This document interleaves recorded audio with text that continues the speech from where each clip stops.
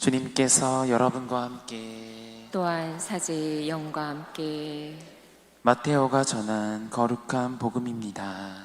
주님 영광 받으소서. 그때 예수님께서 사도들에게 말씀하셨다. 가서 하늘나라가 가까이 왔다 하고 선포하여라. 앓는 이들을 고쳐주고 죽은 이들을 일으켜 주어라. 나병 환자들을 깨끗하게 해주고 마귀들을 쫓아내어라. 너희가 거저 받았으니 거저 주어라. 전대에 금도 은도 구리 돈도 지니지 마라. 여행 보따리도 여벌옷도 신발도 지팡이도 지니지 마라. 일꾼이 자기 먹을 것을 받는 것은 당연하다. 어떤 고을이나 마을에 들어가거든 그곳에서 마땅한 사람을 찾아내어 떠날 때까지 거기에 머물러라. 집에 들어가면 그 집에 평화를 빈다고 인사하여라. 그 집이 평화를 누리기에 마땅하면 너희의 평화가 그 집에 내리고 마땅하지 않으면 그 평화가 너희에게 돌아올 것이다. 누구든지 너희를 받아들이지 않고 너희 말도 듣지 않거든 그 집이나 그 고을을 떠날 때 너희의 발의 먼지를 털어버려라. 내가 진실로 너희에게 말한다. 심판날에는 소돔과 고모라 땅이 그 고을보다 견디기 쉬울 것이다. 주님의 말씀입니다. 그리스도님 찬미합니다. 모두 자리에 앉으십시오. 찬미 예수님, 네, 오늘 하루도 잘들 보내셨나요?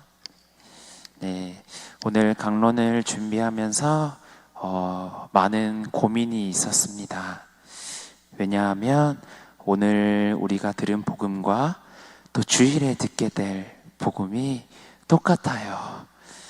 네, 오늘은 마테오 복음이고 공감 복음으로서 마르코 복음이 나오지만 내용이 똑같아서 오늘은 어느 정도 얘기하고 주일에 또 어느 정도 얘기를 해야 할지 제 안에 내적 갈등이 많이 일어났습니다. 그런데 오늘 목요일 미사 온 신자분들이 별로 없는 것 같으니 주일에 한 번 더 해도 좋지 않을까라는 생각이 들지만 또다시 조용한 성전 안에 머물고 있으면 그분께서 또 내어주시지 않을까 생각합니다. 만약 내어주지 않는다면 오늘 들었던 거를 또 기억하시면 되겠습니다. 네, 농담이고요. 네, 오늘 복음을 보면 예수님은 제자들을 복음 선포로 파견하십니다. 그때 우선 주는 것에 대해 아끼지 말라고 당부하십니다. 너희가 거저 받았으니 거저 주어라. 받았으니 주어라가 아니라 거저를 덧붙이십니다. 그래서 거저라는 단어의 뜻을 한번 찾아보았습니다. 사전에는 이렇게 정의하더라고요. 노력이나 대가 없이. 그렇다면 국어 사전의 정의를 바탕으로 거저 받았으니 거저 주어라는 이 복음 말씀의 의미를 다시금 풀어본다면 이런 뜻이 될 것입니다. 너희가 생명을 받아 살아가는 것도 살면서 이런저런 좋은 것들을 누리는 것도 모두 너희의 능력으로 노력해서 얻은 것이 아니라 다 하느님께서 아무런 대가를 바라지 않으시고 선물로 주신 것이니 너희가 가진 것들을 베풀 때에도 하느님이 그러셨듯 대가를 바라지 말고 기꺼이 그렇게 하라 라는 말이 되겠죠. 그렇게 오늘 주님께서는 이 은총에 대한 무상성을 이야기하십니다. 그런데 우리를 바라보면 어떠한가요? 내가 노력해서 받았다고 생각하기 때문에 거저 주는 것을 어려워합니다.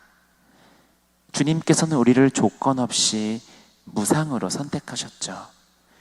우리가 각자가 잘나서 선택받았을까요? 아니면 내가 주님께 대가를 주고 선택받았나요? 우리는 무상으로 거저 받았다는 겁니다. 우리가 은총을 주님께 받았을 때 우리가 무엇을 구매하는 것처럼 은총을 결제한 적이 있으신가요? 은총도 주님께서 거저 주십니다. 수고 없이, 대가 없이 주신다는 겁니다. 신앙은 하느님과의 거래가 아닙니다. 그런데 우리는 나도 모르게 하느님과 거래하려고 듭니다. 하느님, 내가 이만큼 기도했으니 이만큼 내어주세요. 하느님, 내가 이만큼 봉사했으니 이만큼 내어주세요. 신앙의 공식이 우리 안에 들어와야 됩니다. 거래가 아니라는 걸 말이죠. 만약 신앙 안에서 흥정하고 거래하는 종교가 있다면 그 종교는 사이비 종교일 겁니다. 마치 뭘 많이 내야 많이 받을 수 있다, 많이 해야 많이 얻을 수 있다라는 그 공식인 거짓 종교라는 겁니다. 겉으로는 거룩하지만 속으로는 그 이득을 채우려는 모습들입니다. 우리 그리스도인들은 주님께 그 거저받은 은총이라는 선물을 내 안에서 지켜내는 사람들입니다. 이 개념이 우리 안에 들어와 있어야 우리가 직접적으로 살아갈 수 있겠죠. 우리는 그렇게 다 거저받았습니다. 구원도, 은총도, 세례도, 사랑도 다. 이 받은 것들을 우리 안에서 스스로 지켜내야 합니다. 그런데 우리는 이 여정을 걸어가면서 이런 생각이 들죠. 왜 나는 남들이 받은 것들을 못 받은 것처럼, 그래서 더 노력해야 하는 것처럼 하는 생각이 들까요? 그 이유는 자꾸만 빼앗기거나 잃어버리고 스스로 받은 그 은총을 밖으로 내던지기 때문입니다. 그렇게 지켜놔야 한다는 겁니다. 그래서 오늘날 일부 신앙인들은 이렇게 말합니다. 신부님, 저는 거저받은 게 없어요. 전 남들보다 적게 받았고, 전 죽도록 노력했고, 그런데도 불구하고 저는 여전히 부족합니다. 이렇게 말하는 사람들의 특징이 있습니다. 바로 하느님과의 그 직접적인 인격적인 만남이, 체험이 부족합니다. 그래서 나를 더 드러내려고 합니다. 내가 얼마나 노력했는지 나는 알아. 내가 얼마나 기도했는지 나는 알아. 내가 얼마나 봉사를 많이 하고 피정을 많이 다니는지 나는 알아. 그러다가 아무한테 우리는 거저 내어주지 못합니다. 거저 받았다는 것을 모르는 사람은 거저 내어주지도 못하고 하느님과 그 체험을 인격적으로 만나지도 못합니다. 거저 주어지는 것을 자꾸만 거래하려고 시도하다 보면 우리는 그 신앙 안에서 아무것도 받지 못한 채 빈손으로 돌아가게 됩니다. 그렇다 보니 나는 오랜 신앙생활을 했는데도 아직도 손에 쥔 게 없다고 말하는 사람들이 있습니다. 그동안 신앙을 거래라고 생각했던 경우들입니다.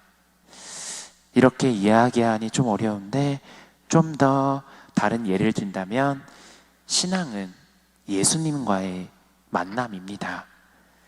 무언가 얻어내려고 이익을 보려고 내가 성당을 찾고 주님을 찾는 게 아니라는 겁니다. 그렇게 신앙은 예수님과의 만남인데 이상하게 사람들은 지난주에 제가 복음 때 얘기한 것처럼 예수님은 문을 두드리고 계신데 문을 닫고 열어주지 않습니다. 그리고는 예수님께 말해요. 예수님, 그 은총만 문 앞에 두고 가세요. 은총을 택배로만 그냥 받으려고 합니다. 왜 그럴까요? 왜 예수님은 문을 두드리고 계신데 문을 열어주지 못하고 있는 걸까요? 왜냐하면 내가 문을 만약에 열어주면 예수님이 내 삶 안에 들어오는 것을 두려워하는 겁니다. 왜냐? 우리는 주님 주님 하는 것은 내 삶의 주인님이라는 줄임말이죠. 그만큼 예수님이 내 삶으로 들어오면 내 삶의 주도권을 예수님께 빼앗긴다고 생각하기 때문입니다. 그래서 나는 이제 사라지고 주님만이 내 안에 있기 때문에 예수님과 만나려고 하지 않습니다. 왜냐하면 예수님이 내 안에 들어오면 내가 지켜야 할 것들, 내가 해야 할 것들, 그런 얽매이게 된다는 생각 때문이죠. 겁을 내는 겁니다. 나는 내 마음대로 자유롭게 편하고 살고 싶은데 예수님이 들어오면 나는 또 어떻게 살아야 할까라는 그 거부 두려움 때문이죠. 하지만 우리는 달라져야 합니다. 예수님, 거기까지만 오세요가 아니라 예수님, 은총을 문 앞에 두고 가세요라가 아니라 내 안으로, 내 삶 안으로 들어오도록 초대해야 합니다. 그래서 프란치스코 교황님께서는 이렇게 말씀하셨습니다. 주님께서 우리에게 주신 선물이 많다는 것을 생각하십시오. 주님께서는 오로지 한 가지만 원하십니다. 곧 우리가 마음을 여는 것입니다. 우리가 주님의 기도를 바칠 때 주님의 조건 없는 베푸심이 우리에게 올 수 있도록 마음을 열고 기도합시다. 조건 없이 주지 않으면 하느님과의 관계도 없습니다. 네, 교황님의 이 말씀처럼 하느님은 거저 주시고 우리는 거저 주시는 것을 지켜내는 열린 마음만은 있으면 됩니다. 그렇게 우리의 영적인 생활은 은총의 보화 속에서 하느님과의 그 만남 속에서 조금씩 느리지만 성장해 나갈 것입니다. 그렇게 우리는 하느님과 나의 은총의 통로가 되는 겁니다. 하느님의 은총과 사랑이 나를 통해 다른 사람들에게 전달되는 것, 그것이 참된 행복의 길이고 우리가 걸어가는 여정의 길일 겁니다. 형제 자매 여러분, 거저 준다는 것은 거저 받았음을 잊지 않고 살아간다는 의미이고 모든 것이 하느님으로부터 비롯되었음을 내 힘이 아니라 그분이 주신 힘으로 살아가는 우리 힘을 기억하며 살아가는 우리가 되었으면 좋겠습니다. 아멘.